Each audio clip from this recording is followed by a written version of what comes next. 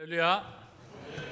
오늘도 우리 주님의 은혜 가운데 나오신 우리 모든 성도님들의 삶을 우리 주님이 지키시고 도우시고 보호하시는 역사를 경험하는 우리 모든 과원장의 성도님들 되실 줄로 믿습니다.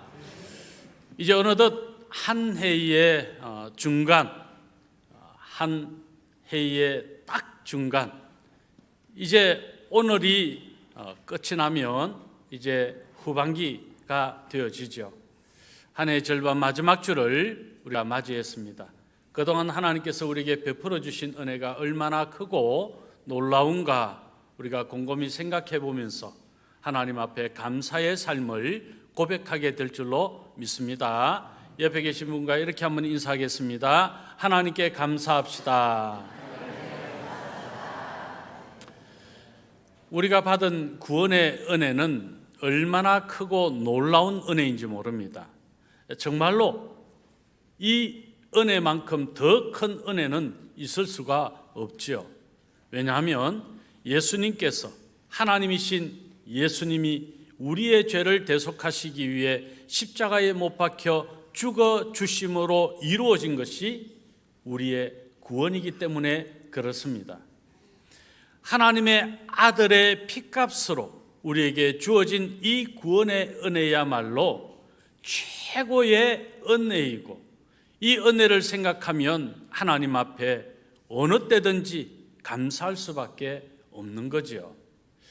어떤 이들은 이런저런 은혜를 많이 이야기하지만 우리가 정작 하나님 앞에 진실로 감사하고 하나님의 그 놀라우신 사랑을 날마다 감격해야 되는 것은 바로 이 큰 구원의 은혜를 받았기 때문에 그렇습니다. 우리에게 주어진 이 영생, 하나님의 자녀됨에 감사하는 오늘 저와 여러분 되실 수 있기를 바랍니다. 뿐만 아니라 지금 내가 살아있음에 감사할 수 있기 바랍니다. 건강한 영과 몸을 가지고 살아갈 수 있도록 성령께서 끊임없이 우리를 지켜주시고 보호해 주심을 감사할 수 있기를 바랍니다. 우리는 날마다 성령 충만한 삶을 살아갑니다. 그 은혜를 또 생각하면서 하나님 앞에 감사해야 되겠죠. 성령 충만은 예수 그리스도를 내가 구주로 영접하고, 그래서 그 순간 성령께서 내 안에 내주하셔서 우리의 삶의 모든 영역에 그 배에서 생수의 강이 흘러나옴 같이 성령의 삶을 사는 이것이 성령 충만입니다. 우리는 예수님을 믿는다라고 하는 이 고백은 이런 성령 충만의 삶을 살 수밖에 없는 존재가 되었다라는 것입니다. 이것이 그리스도인이요 성도입니다. 오늘 저와 여러분은 이런 큰 은혜의 삶을 살아가기 때문에 하나님 앞에 감사해야 될 이유가 너무 많은 것이죠. 건강해서, 물질의 복을 받아서, 이런저런 기도의 제목이 응답되어서 감사하는 것은 어떤 측면에서 이게 진정한 감사의 제목이라고 할 수 없다는 겁니다. 왜냐하면 정말 구원의 은혜에 감격하는 사람은 객관적으로 정말 감사할 수 없는 일을 만났을 때라도 하나님 앞에 그 일을 인하여 감사할 수 있기 때문에 그렇습니다. 내게 좋은 일만 있다고 해서 그 일이 감사의 제목이 되고, 내게 나쁜 일이 있으면 그게 감사하지 못하고 불평하고 원망거리가 된다면 구원의 은혜와 상관없는 삶을 사는 거예요. 우리에게 이 크고 놀라운 구원의 은혜가 감사의 고백이 되면 어떤 경우에도, 내가 어떤 순간을 만나고 어떤 지경에 거할지라도 감사할 수 있어야 된다는 겁니다. 지금 이 세대는 우리의 감사를 빼앗아가는 매우 혼란한 세대를 우리가 살아가고 있습니다. 우리의 믿음을 흔들고, 그래서 우리를 미혹하여 혼란케 만드는 시대라는 겁니다. 우리의 순수한 신앙을 흐트리게 만드는 이 시대를 살아가는 오늘 저와 여러분, 더더욱 하나님께서 우리에게 베풀어 주신 이 구원의 은혜에 감사하면서 하나님의 뜻을 이루는 믿음의 승리를 다 이룰 수 있기를 예수님의 이름으로 축복합니다. 오늘 본문은 그런 의미에서 이 혼란한 때에 사도 바울을 통해서 디모데에게 주는 이 신앙의 권면의 말씀이 오늘 저와 여러분이 이 세상을 살아가며 진정한 믿음의 승리를 이루어야 된다고 하는 중요한 교훈을 주시는 말씀임을 생각하면서 오늘 이 본문의 말씀을 함께 살펴가려 합니다.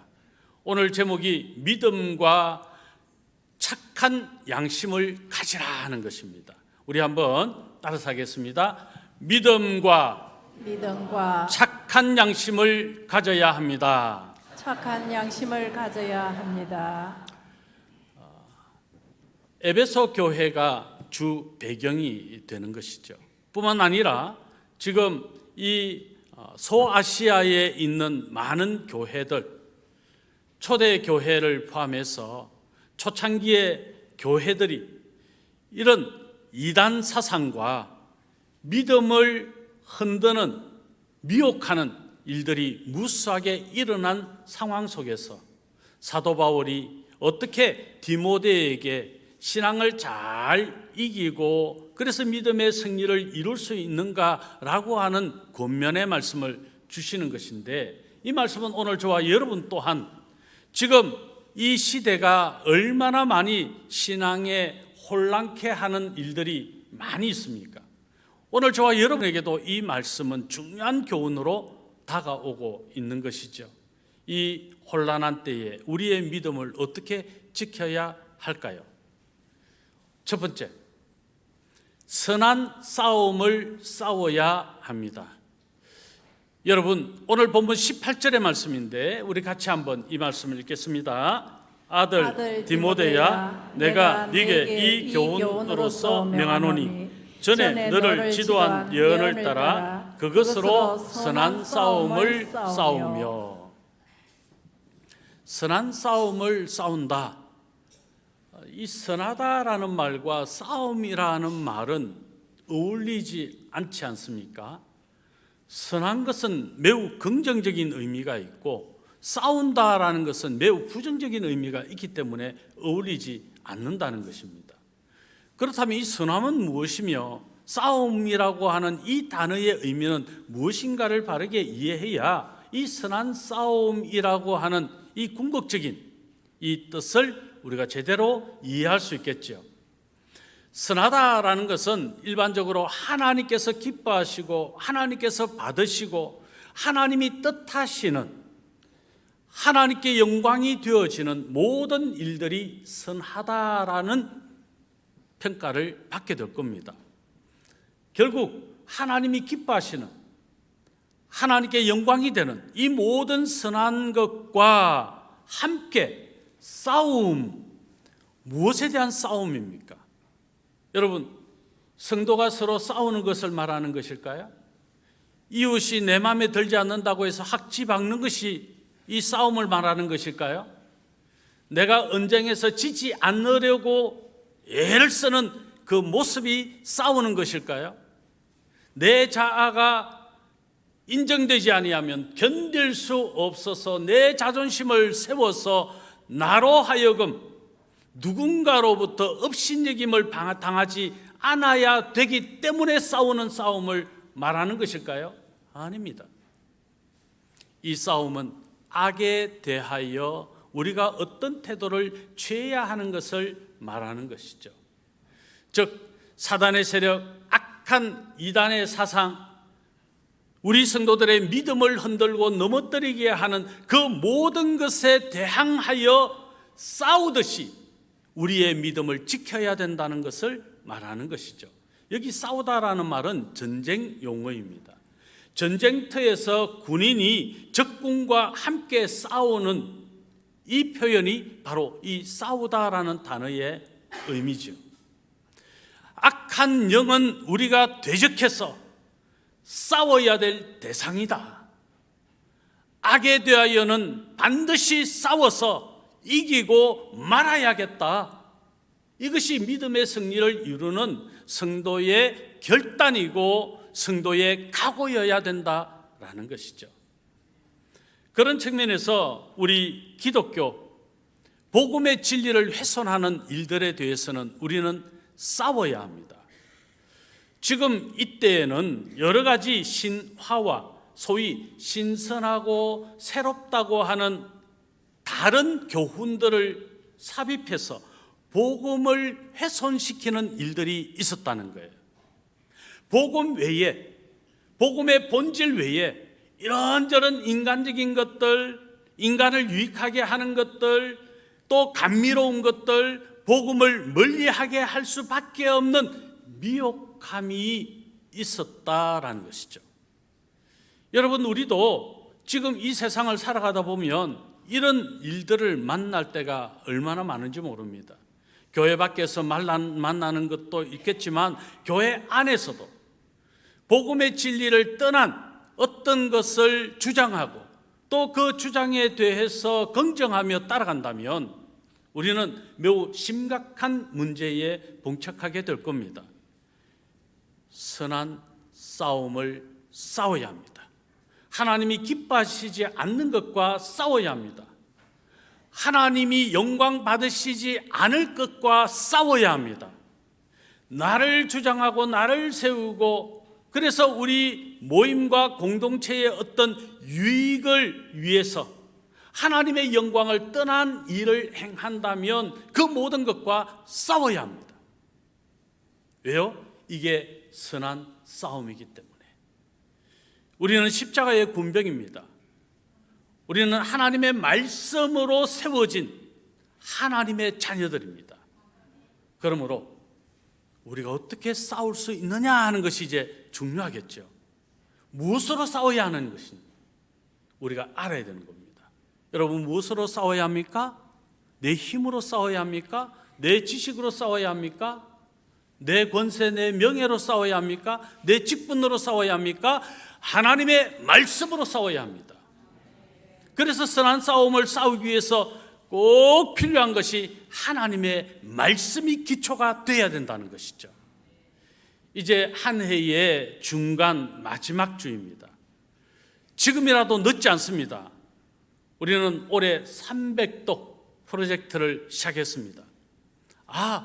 지금 이제 성경을 읽어도 너무 늦지 않을까 포기하시는 분이 혹시 있을지 모르겠습니다. 여러분, 우리가 믿음 생활에 승리의 삶을 살기 위해서는 하나님의 말씀이 바탕이 되고 말씀이 기초가 되고 말씀이 내 삶을 흔들 수 없는 내 인생의 힘이 되어져야 합니다. 그럼 말씀을 읽어야지요. 말씀을 묵상하고 말씀을 살아내야지요. 말씀은 하나님이 우리에게 베풀어 주신 사랑, 그것이 담겨 있는 연애 편지예요. 우리를 얼마나 사랑하시는가, 하나님께서 우리에게 주신 연애 편지예요.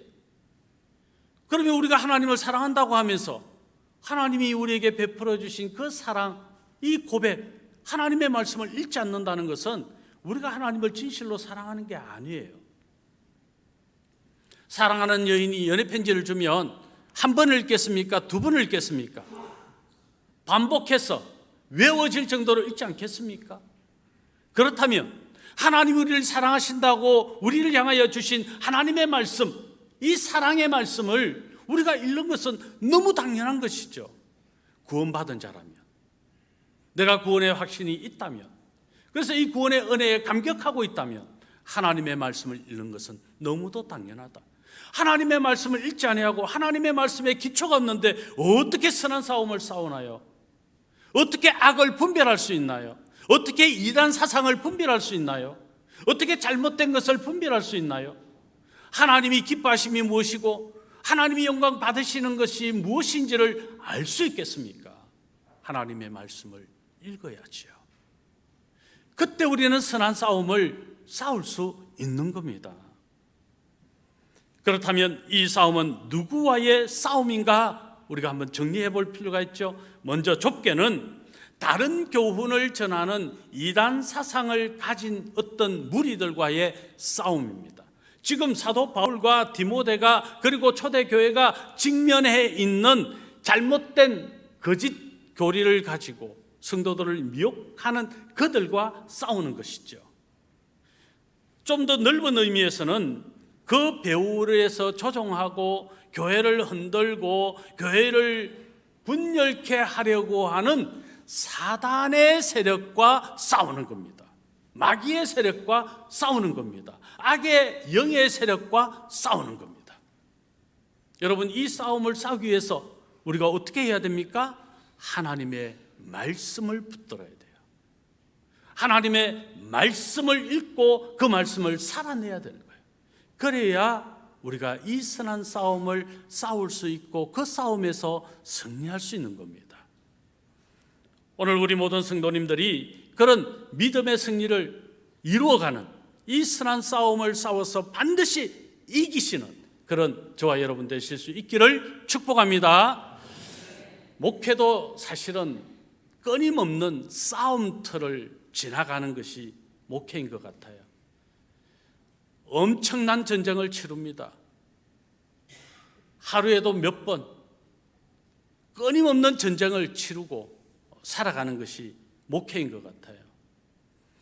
그런데 정작 악한 영과의 싸움, 이건 못지않게 제 안에 저의 자아와의 전쟁, 이 싸움이 얼마나 거친 전쟁인지 때로는 저 스스로를 보면서 실망하고 낙심할 때가 얼마나 많은지 모릅니다. 끊임없이 꿈틀거리고 내 안에 살아있는 이 자아, 이것을 꺾어버릴 수 있어야 되는데 나는 죽고 그리스도가 사시는 것이라고 고백하면서 내가 꿈틀거리고 있는 나를 보면서 저는 싸워야 함을, 그 필요성을 더욱 느끼게 되는 것이죠. 어떻게 해요? 하나님의 말씀으로 싸우는 방법밖에 없더라고요. 그래서 때로는 너무 어렵고 힘든 전쟁, 정말 피 터지는 전쟁, 지치는 전쟁을 치를 때 하나님의 말씀을 읽었던 그 말씀을 묵상하면 그 말씀이 떠오르고 그 말씀이 내 귀에 하나님의 음성으로 마치 들려지는 듯 그 말씀을 묵상하면서 하나님 앞에 기도하면 어느 순간에 내 마음에 그 전쟁터가 평온한 샬롬으로 임하는 것을 느낄 때가 또 얼마나 많은지 모릅니다. 어떻게 생각하면 그런 것 때문에, 그 재미 때문에, 그 신나는 것 때문에 목회를 계속 유지할 수 있는 것 같아요. 여러분은 어떻습니까? 여러분도 마찬가지입니다. 여러분이 가지고 있는 장로의 직분, 집사의 직분, 권사의 직분, 또 각 기관의 회장의 직분, 찬양대원의 직분, 교사의 직분 등등 우리가 맡은 그 직분을 통해서 우리는 끊임없는 전쟁을 치러가고 있습니다. 저는 그런 말을 합니다. 싸워보지 않은 사람은 정말 믿는가를 의심해 봐야 된다. 무슨 말이냐면요, 여러분이 그 직분 때문에, 그 직분을 살아내는 일들 때문에 마음 상하는 일이 있고 너무 괴로운 일이 있고 힘든 일이 있다면 여러분은 구원받은 증거가 있다. 교회를 다녔는데 뭐 이런저런 것 나는 다 없기를 원해서 그냥 좋은 게 좋다라고 살아가는 사람들은 대체적으로 구원을 의심해 봐야 될 가능성 한번 생각해 봐야 합니다. 여러분, 영적인 전쟁을 치를 수밖에 없어요. 우리는 악의 세력과 끊임없이 싸울 수밖에 없는 존재가 성도요 그리스도인입니다. 그런데 나는 그런 일이 없어요. 내 신앙은 너무 그냥 재밌고 즐겁고 신나고 좋아요. 그렇다면 의심하셔야 합니다. 나는 내가 하나님께서 맡겨주신 직분을 가지고 하나님이 기뻐하실 일, 하나님이 영광 받으실 일을 했는가? 공동체, 교회와 하나님의 나라 위하여 내가 무엇을 수고했는가? 나는 어떤 헌신을 했는가? 나는 어떤 희생을 치룰 각오를 가지고 살아왔는가? 한번 생각해 보셔야 된다는 거예요. 아마 없을 수 있어요. 그렇다면 그건 구원이 아닐 수 있습니다. 감히 말씀드립니다. 정말 구원받는 자라면 싸울 수밖에 없어요. 피 터지는 전쟁을 치를 수밖에 없어요. 내가 희생하면서, 내가 헌신하면서, 내가 봉사하면서, 내가 기꺼이 죽어지면서 끊임없이 싸우는 것이 신앙생활입니다. 그 선한 싸움을 싸우기 위해 우리에게 필요한 것은 하나님의 말씀입니다. 하나님 말씀 외에 없습니다. 그러므로 말씀을 사랑하시고 말씀을 통해서 믿음의 승리를 이루어가는 복된 우리 성도님들이 되시기를 바랍니다. 매월 초가 되면 자녀 축복 기도문을 뒤에 비치해서 여러분들이 자녀들을 축복하시라고. 그 자녀 축복 기도문의 주 내용이 뭔지 아십니까? 하나님의 말씀입니다. 그 말씀으로 자녀들을 축복하고 그 말씀을 살아내는 자녀들이 되게 해달라는 이 기도가 진정한 축복 기도입니다. 그래서 한 절의 말씀을 자녀들에게 손을 얹고 축복의 말씀으로 선포하는 거예요. 그러면 그 말씀을 이 아이들이, 우리 자녀들이 기억하고 어려운 일, 환난의 때를 만났을 때 그 말씀이 성령께서 기억나게 해주셔서 그 말씀을 붙들고 하나님 앞에 기도하여 승리하게 된다는 거예요. 저는 그 소망을 가지고 매달 자녀 축복 기도문을 우리 성도님들에게 드리는 거예요. 자녀분들이 혹시 장성해도 괜찮아요. 축복하세요. 무엇을 해요? 하나님의 말씀으로. 한 해의 마지막입니다. 아직도 늦지 않았어요. 하나님 말씀을 읽으세요. 저도 우리 성도님들 어떤 분은 뭐 10독도 하고 뭐 그 이상도 하시잖아요. 저는 올해 목표가 2독입니다. 처음에 3독을 하다가 아유 힘들었어. 2독으로 바꿨어요. 그런데 벌써 이제 이번 주가 되면 시편 119편이 나와요. 무슨 말인지 아시는 분 아실 거예요. 시편 119편이 딱 되면 성경에 이제 중반이 왔구나. 이번 주에 시편 119편이 나와요. 새벽에. 그리고 여러분들에게 문자로 또 나갈 거예요. 절반 했구나. 이제 절반 했다는 것은 저는 2독씩 계속 지금 2번씩 읽고 있으니까 이제 한 독을 한 거잖아. 그렇죠? 그러면 이제 6개월 또 말씀을 읽고 그 말씀을 사랑하고 그 말씀을 살아내면 정말 2독을 하는 거죠. 뭐 욕심을 제가 뭐 10독 이렇게 안 합니다. 여러분 한 독이라도 하세요. 죄송합니다. 한 독이라도가 아니죠. 한 독, 이 큰 거 하세요. 한번 해보세요. 그렇게 하나님의 말씀을 살아내는 영적 전쟁, 선한 싸움에서 또한 이기시는 복된 우리 성도님들 되시기를 예수님의 이름으로 축원합니다. 두 번째, 이 혼란의 때에 우리의 신앙을 어떻게 지켜야 합니까? 어떻게 지킬 수 있습니까? 어떻게 해야 합니까? 믿음을 가져야 합니다. 자, 오늘 19절의 본문의 말씀인데요. 우리 같이 한번 읽어보겠습니다. 믿음과 착한 양심을 가지라. 어떤 이들은 이 양심을 버렸고 그 믿음에 관하여는 파선하였느니라.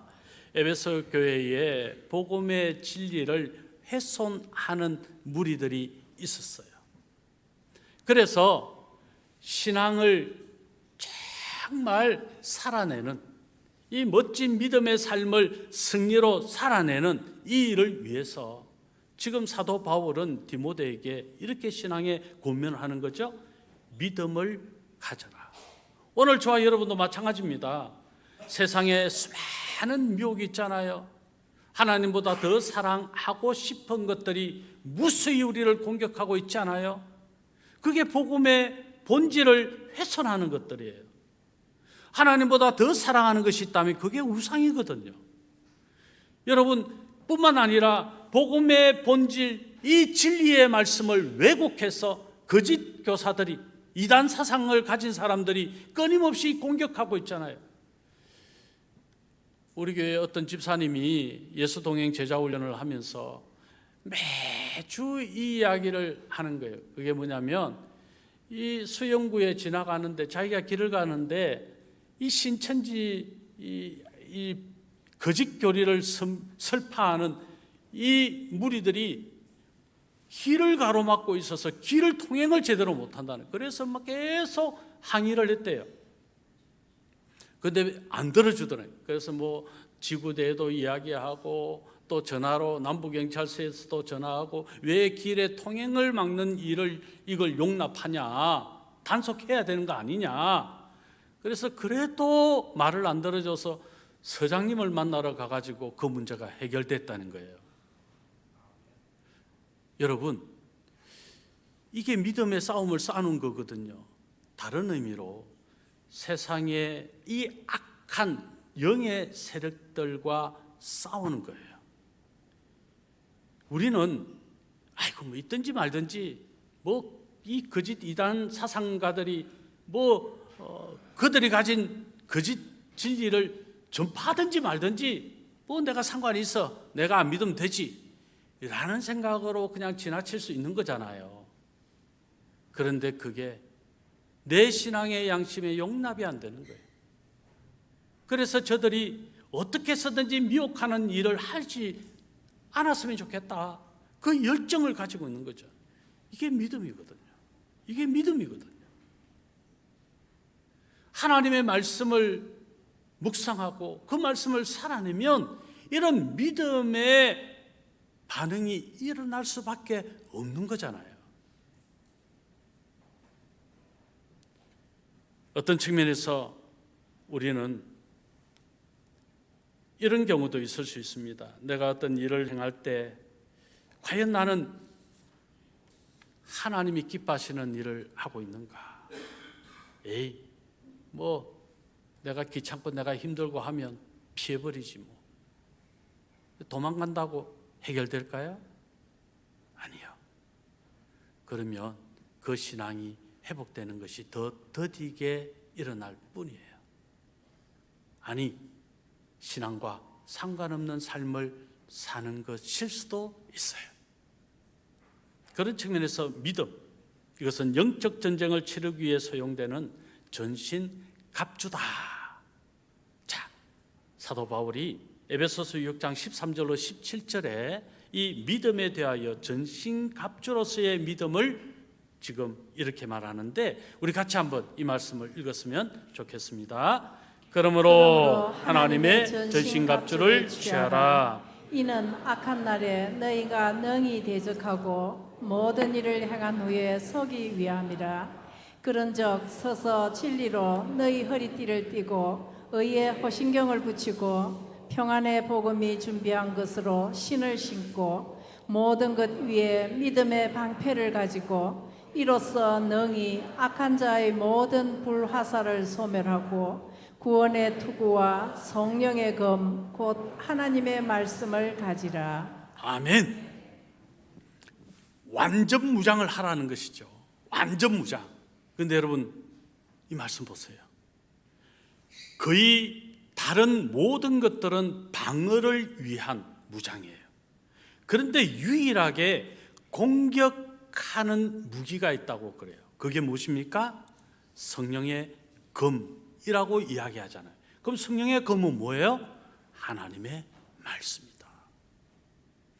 여러분, 아무리 완벽하게 나를 감싸고 그래서 보호막을 쳐서 나를 방어한다고 해도요, 여러분, 수많은 적들이 일시에 공격을 하고 그 방어막을 깨트리면 결국 지고 결국 해함을 당할 수밖에 없어요. 최선의 방어가 뭐라고 그러죠? 공격이라 그러잖아요. 나를 방어하면서 그 상대방 악에 대하여 어떻게 해라고요? 공격할 무기를 가지고 싸우라는 것이죠. 그 공격할 무기가 뭡니까? 맨 마지막에 성령의 검, 하나님의 말씀입니다. 믿음이 무엇입니까? 하나님의 말씀으로 성령의 검을 가지고 악한 적들과 싸워서 대항하여 이겨내는 것. 이게 믿음의 승리고 믿음의 삶을 사는 거라는 것이죠. 믿음이 무엇일까? 종교개혁 이후로 칼빈에 의해서 믿음의 세 가지 요소가 정립이 됐는데요. 그 첫째는 따라서 합니다. 지식입니다. 지식입니다. 이 지식이라고 하는 것은요, 진리가 하나님의 자비하심과 은혜, 즉 하나님의 복음, 진리의 말씀이 하나님의 자비하심과 하나님의 은혜로 내가 진실하신 하나님의 말씀으로 받아들여지는 것. 들어야 되겠죠. 여러분, 복음을 듣지 아니하고 복음을 받을 수 있습니까? 들어야지요. 하나님의 말씀을 내가 읽지 않고 그 하나님의 말씀을 알 수 있습니까? 읽어야지요.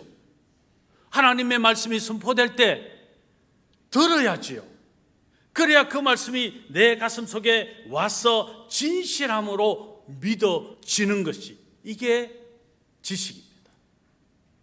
복음이 지식적으로 알아져야 된다는 거예요. 이게 믿음의 첫 단계라는 것이죠.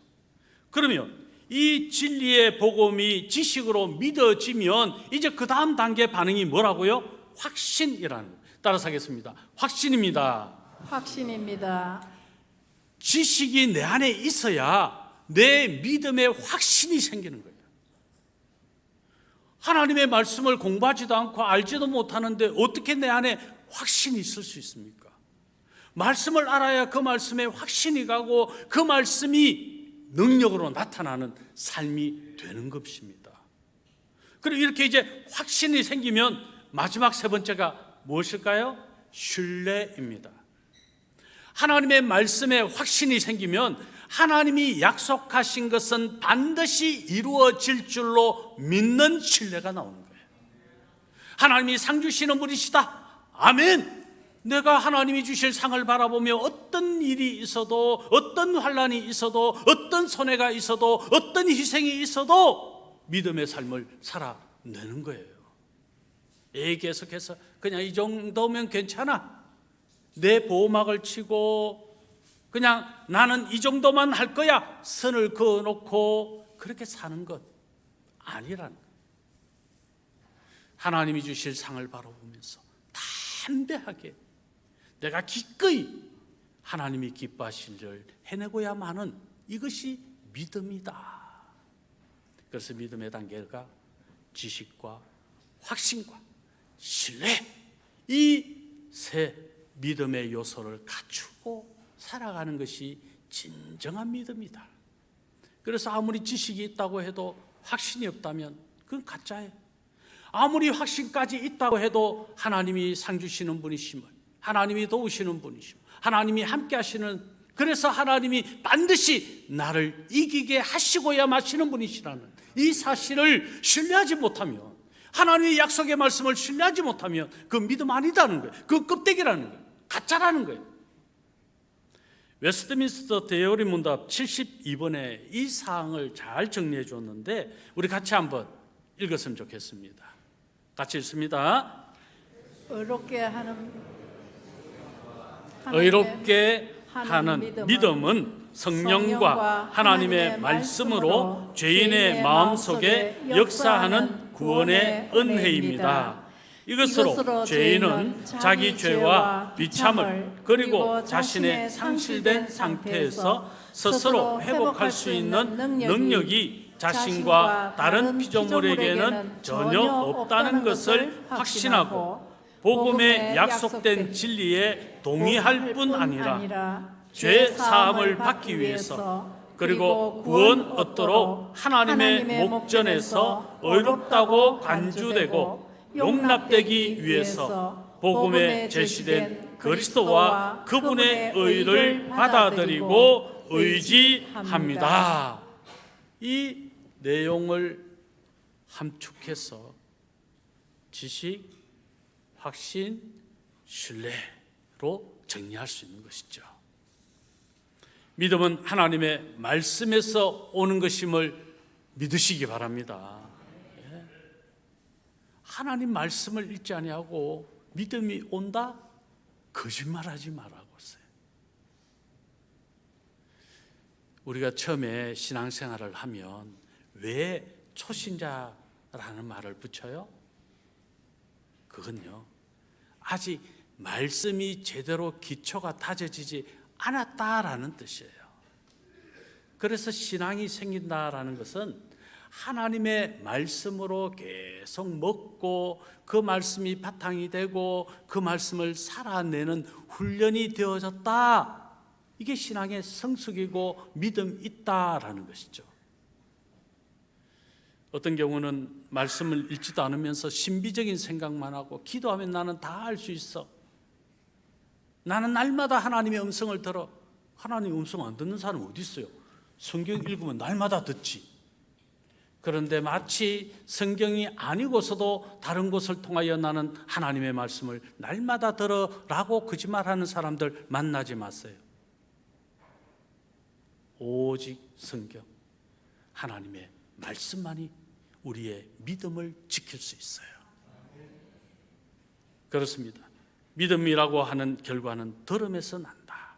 끊임없이 하나님의 말씀을 듣고 말씀을 묵상하고 말씀을 살아내는 것, 이게 믿음이다. 이 사실을 온전히 여러분 살아내실 수 있기를 예수님의 이름으로 축원합니다. 마지막으로 세 번째, 착한 양심을 가져야 합니다. 자, 오늘 본문 19절의 말씀인데 우리 한 번 더 읽겠습니다. 믿음과 착한 양심을 가지라. 어떤 이들은 이 양심을 버렸고 그 믿음에 관하여는 파선하였느니라. 착한 양심을 가지라. 이 착한 양심이 뭘까? 이게 이제 고민이 되죠. 사실 본문을 선정할 때 이게 가장 설교자에게는 힘든 과정입니다. 어떤 본문을 정해야 하는가? 처음에는 본문을 1년 본문 다 정해놓고도 한번 해봤어요. 이 고민하지 않으려고. 그러면 조금 하다가 다 틀려져 버려요. 성령이 때로는 주시는 본문이 순간순간 있거든요. 근데 어쩔 때는 본문이 떠오르지 않을 때가 있어요. 금요일이 다 지나가도 본문이 떠오르지 않을 때가 있어요. 주부의 오전에 본문을 줘야 되는데, 그래서 어떨 때는 그냥 성경을 읽다가 어떤 단어가 탁 떠오르면 그 단어만 붙들고 본문 정해서 줄 때가 있어요. 오늘 본문이 그거예요. 왜 꽂혔을까요? 어디에 꽂혔을까요? 착한 양심이란 단어에 제가 꽂힌 거예요. 이 단어가 뭘까? 성도에게 착한 양심, 이건 어떤 의미일까? 그 고민이 이 단어를 보면서 하게 된 것이죠. 그래서 이 본문을 잡은 거예요. 그런데 성령님께서 이 본문을 제게 주신 의미가 있었다. 이게 어젯밤 늦게 제가 깨달았어요. 제가 생각했던 착한 양심과 조금 달랐는데 결국 이런 의미가 선포되어져야 되는 거구나 하는 것을 깨닫게 해서 이 본문을 선정하게 됐다는 것이죠. 자, 19절에 오늘 본문 이렇게 말씀합니다. 착한 양심을 가져라. 그런데 뒷부분에 이 말씀이 나와요. 이 양심을 버렸고 어떤 사람들은 이 양심을 버린 사람이 있다. 똑같은 성도들이고 똑같이 교회를 다니고 예배를 드리는데 어떤 사람은 착한 양심을 끝까지 지켜낸 사람이 있고 어떤 사람은 이 착한 양심을 버린 사람이 있다. 그 말이죠. 착한 양심이라는 이 단어의 원어는 아가덴 슈네이데신이라는 단어입니다. 그런데 이 단어와 똑같은 단어를 5절에서 사도 바울은 선한 양심이라고 해석하며 나타냈어요. 자, 한번 보겠습니다. 자, 디모데전서 1장 5절의 말씀 우리 같이 한번 읽겠습니다. 이 교훈의 목적은 청결한 마음과 선한 양심과 거짓이 없는 믿음에서 나오는 사랑이거늘. 이 말은 사랑의 권은 세 가지 요소를 지금 밝힌 거예요. 첫 번째 요소가 뭐라고 이야기합니까? 청결한 마음. 두 번째가요, 선한 양심. 세 번째는요, 거짓이 없는 믿음이죠. 자, 우리는 번역을 거짓, 또 선한, 또 청결, 이런 번역을 접하면서 우리가 탁 단어를 통해서 느낌이 오잖아요. 자, 보십시다. 먼저 사랑의 권은, 사랑을 가졌다, 무엇을 알 수 있는가? 첫째는 청결한 마음이다. 청결한 마음은 죄가 없는 깨끗한 마음을 말하는 거예요. 죄가 없는 깨끗한 마음을 가진 이가 하나님의 사랑을 받은 자요, 사랑할 수 있는 사람이 된다. 그래서 사랑의 이 근원은 먼저 청결한 마음을 가져야 된다. 죄가 없는 마음이 되어야 된다. 자, 그러면 어떻게 우리가 죄가 없어질 수 있습니까? 예수 그리스도의 보혈을 의지하는 거죠. 예수 그리스도 그분께 나아가서 내 죄의 문제를 날마다 때마다 해결받는 것이죠. 그때 진실로 하나님의 사랑을 느낄 수 있고 하나님을 사랑할 수 있고 이웃을 사랑할 수 있어요. 두 번째는 선한 양심입니다. 이 선한 양심이란 말은 하나님의 말씀을 근거로 해서 올바르게 판단해내는 도덕적 자아를 말합니다. 여러분, 내가 하나님의 말씀의 바탕이 되지 않는데 어떻게 하나님의 뜻을 알 수 있고 분별할 수 있어요? 이게 악하고 이게 선한지 어떻게 알 수 있어요? 정확하게 그것을 분별해낼 수 있기 위해서는 하나님의 말씀을 통해서 가능하다.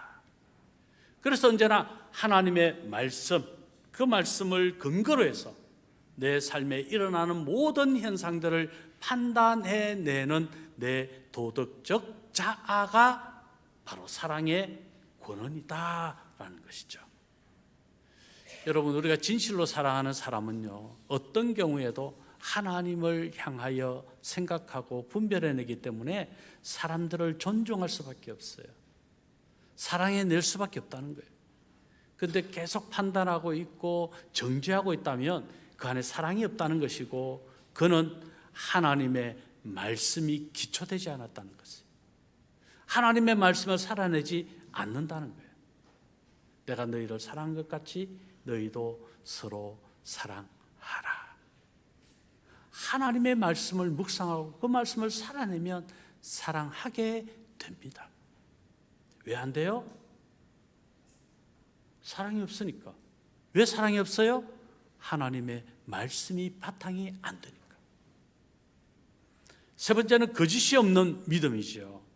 이 거짓이 없다라는 말은 예수 그리스도를 통한 복음, 그 복음 안에서 하나님의 구원 역사가 나타났음을 믿지 않는 것을 말합니다. 그럼 반대로 참된 믿음은 무엇입니까? 복음으로 말미암아 하나님의 구원의 역사가 내게 일어났다라는 분명한 사실, 이 확신을 가지는 것. 그런데 이 확신이 없으면 거짓된 믿음이라는 거예요. 자, 여러분, 제가 한번 여쭤볼게요. 여러분 대답 한번 해보세요. 마음속으로. 여러분 구원받았습니까? 그 확신이 어디에서 옵니까? 하나님의 말씀에서 오는 거예요. 복음의 본질이신 예수 그리스도를 통해 오는 거예요. 그래서 구원의 은혜가 얼마나 큰 건지 몰라요. 이 구원의 은혜가 얼마나 감격되는지 몰라요. 그래서 무엇이든지 어떤 상황이든지 감사할 수밖에 없는 것이죠.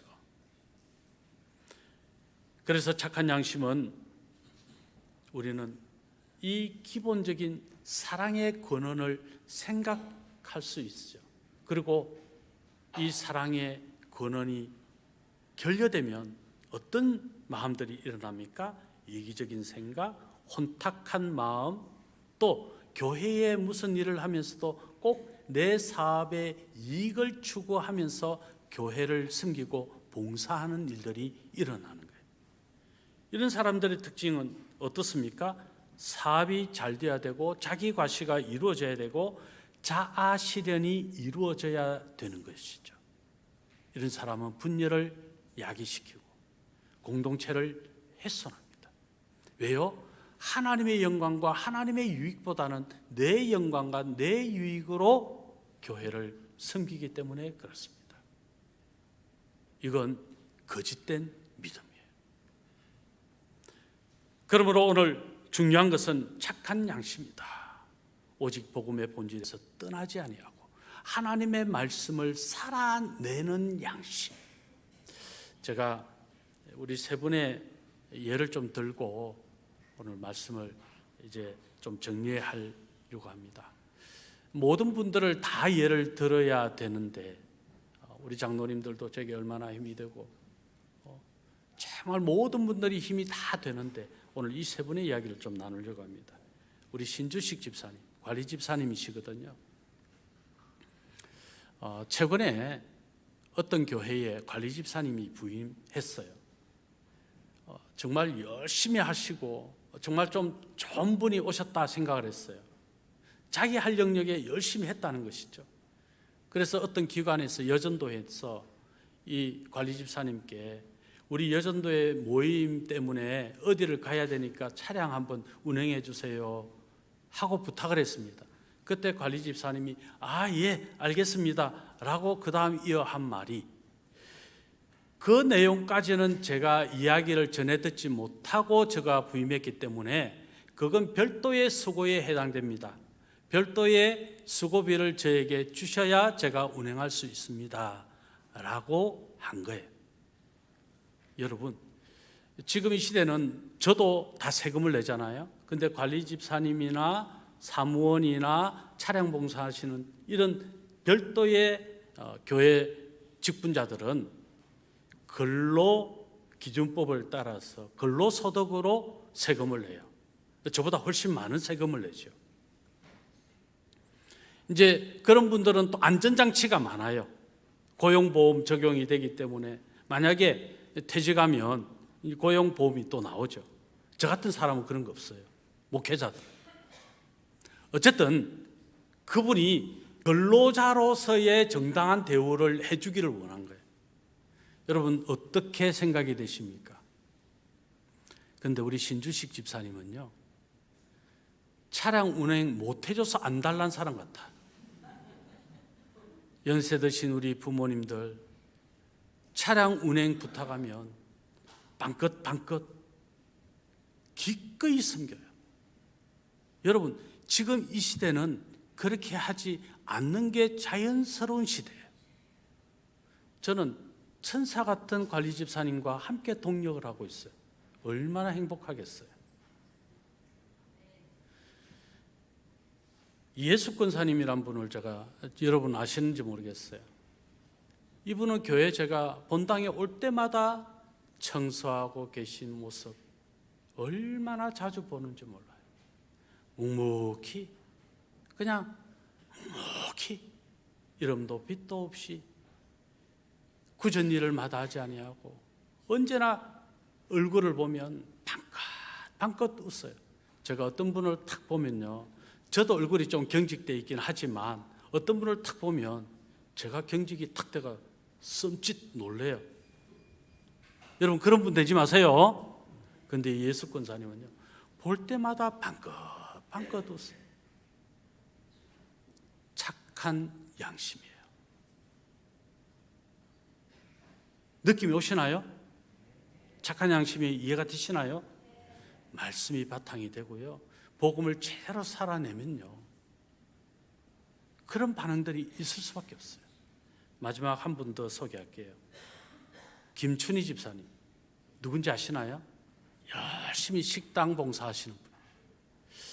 저는 요즘 밥 먹는 게 신이 나요. 너무 맛있어요. 너무 좋아요. 와, 국수만 준 게 아니고 막 때마다 희한한 음식을 만들어 주는데 여러분 아십니까? 내 입맛에 맞지 않을 수 있어요. 그렇다고 해서 음식을 평가하지 마세요. 저는 너무 맛있어요. 평가하시려거든 먹지 마세요. 집에 가서 밥 드시면 돼요. 묵묵히 섬기고 수고하시는 것에 오히려 감사하고. 저는 이분이 이런저런 말을 많이 들은 것 같아. 그래가 속상해가지고 차 안에서 막 푸념을 토하는 거예요.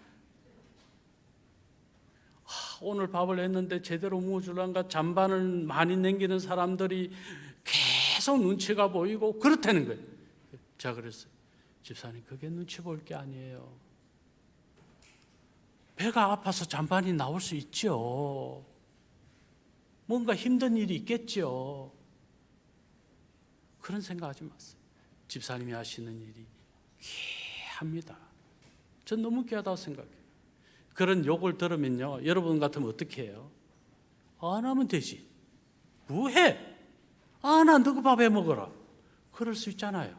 그럼에도 불구하고 속상하지만 묵묵히 또 다른 레시피를 만들어내고 밥을 하고 성도들에게 먹이는 이 일, 쉬운 거 아니거든요. 감사해야 돼요. 저는 이게 착한 양심이라고 생각해요. 뿐만 아니라 우리가 섬기는 모든 영역에서 나보다는 누군가를 더 배려하고. 왜요? 말씀이 기초가 돼 있으니까. 복음의 본질을 살아내는 사람은 이 착한 양심이 나타날 수밖에 없어요. 그런데 이 착한 양심에서 떠나버린 사람들이 있더라. 자, 20절의 말씀 같이 한번 읽어볼까요? 그 가운데 후메네오와 알렉산더가 있으니 내가 사탄에게 내어준 것은 그들로 훈계를 받아 신성을 모독하지 못하게 하려 함이라. 자, 이 참 무서운 말씀이에요. 이렇게 착한 양심을 잃어버리면, 믿음을 가지지 못하면 어떤 사람이 되느냐? 여기에 후메네오, 참 이름도 후지잖아요. 후시잖아요. 알렉산더, 이름 억수 좋은 것 같은데 아리백인 인간이야. 한번 볼까요? 자, 후메네오, 디모데후서 2장 16절로 18절입니다. 같이 읽어봅니다. 망령되고 헛된 말을 버리라. 그들은 경건하지 아니하며 점점 나아가나니 그들의 말은 악성 종량이 퍼져나감과 같은데 그 중에 후메네오와 빌레도가 있느니라. 진리에 관하여는 그들이 거듭되었도다. 부활이 이미 지나갔다 하므로 어떤 사람들의 믿음을 무너뜨리느니라. 이들은 진리에 관하여 그들이 거듭되었다. 복음의 진리도 훼손시키는 거짓 사상을 가지고 있을 뿐 아니라 그들이 어떻게 삽니까? 망령되고 헛된 말을 하는 거예요. 상처 주는 말하고 못된 말하고 공동체를 훼손시키는, 복음의 본질을 훼손시키는 쓸데없는 말을 하고 불평하고 원망하는 인간들이. 보세요. 경건하지 아니함에 점점 나아가. 경건함이 그에게는 있을 수가 없는 거예요. 그들의 말은 악성 종량이 퍼져나감 같다. 우리가 어떤 말을 해야 되는지, 이 후메네오 같은 모습이 우리에게 있다면 이 심각한 거라는 거예요. 자, 그럼 알렉산더라는 인간은 어떤 인간인가? 디모데후서 4장 14절로 15절의 말씀 똑같이 한번 읽어봅니다. 구리 세공업자 알렉산더가 내게 해를 많이 입혔음에 주께서 그 행한 대로 그에게 갚으시리니 너도 그를 주의하라. 그가 우리 말을 심히 대적하였느니라. 거짓 교사 곧 율법의 선생이 되고자 하는 이들 중에 한 명이고, 이들의 알렉산더의 모습은 어떤 모습입니까? 구리 세공업자인데 그는 내게, 사도 바울에게 해를 많이 입힌 자다. 목회자를 못 살게 만드는 인간이다. 복음 전하는 자들, 오히려 복음 전하는 일을 방해하는 자다. 그러면서 또 이렇게 하죠. 너도 그를 주의하라. 디모데야, 그 알렉산더 너도 주의해라. 너를 해칠 수 있다. 그러면서 그가 우리 말을 심히 대적하였다. 복음을 대적했다는 거예요. 하나님의 말씀을 대적했다는 거예요. 진리에 벗어났다는 거예요. 그래서 그는 어떻게 됐다고 말합니까? 성경이 20절에 이렇게 말합니다. 19절에 양심을 버렸고 믿음에 관하여 파손됐다. 그리고 사탄에게 내어 주었다. 얼마나 무서운 말씀이에요. 양심을 버렸다. 양심이 없다. 믿음의 본질, 복음의 본질을 다 잃어버렸다. 하나님의 마음이 하나도 없다. 그러면서 믿음에 대하여 파손했다. 배가 산산이 부서진 것과 같이 그의 믿음의 삶은 박살났다. 그러면서 20절에 사탄에게 내주었다. 이 말은 당회가 열린 거예요. 당회가, 지금으로 이야기하면 당회에서 출교 명령을 내린 거예요. 최고의 징계. 넌 더 이상 교회에 있으면 교회를 불난케 하고 혼란케 할 사람이야. 그러므로 교회 출입을 금하는, 이게 징계 중에 가장 무서운 징계예요. 누구에게요? 후메네오와 알렉산더에게. 어떤 사람들이에요?